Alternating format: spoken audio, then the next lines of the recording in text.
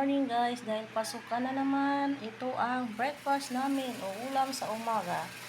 Ayan, meron kaming sunny side egg o itlog. 4 na sunny side egg. At saka ito ay chicken nuggets na gustong gusto ng mga bata. At may kasama pang daing o bulat, tawag sa amin. Ayan, ito na po lahat guys ang ulam namin. Ang sarap nito guys.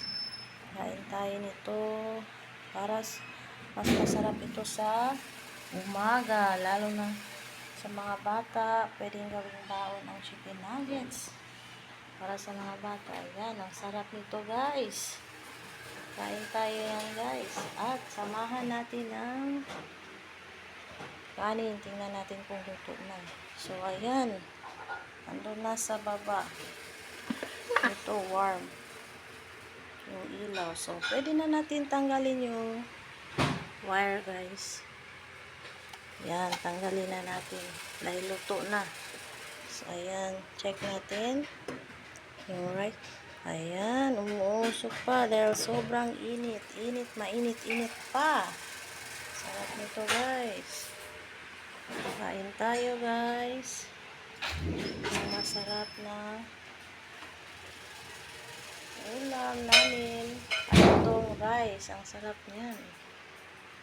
At ito naman ay ito ang masarap na daing. Ayun, ang sarap pampagana sa umaga. Lalo na yung mga hindi walang ganang kumain. Ayan, ito ang sunny side egg na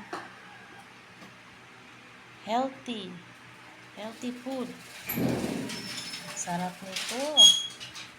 Ayan guys, sobrang sarap niyan. At ready na ang kaming kakain yan sa breakfast. Ito yung plato namin para kami ay makakain na sa umaga. Sarap nito guys. Ayan, yan ang breakfast.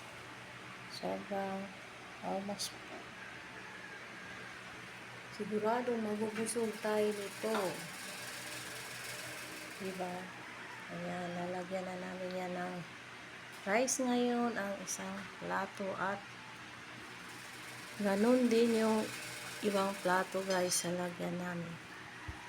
At meron din kaming additional na merienda guys. Ito yung Yema cake rolls.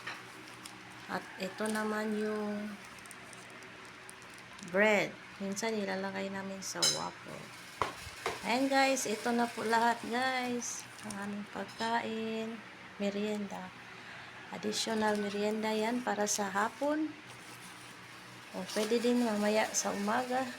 At ito yung mga ulam namin sa umaga. Ayan guys, yun lang po. Thank you for watching.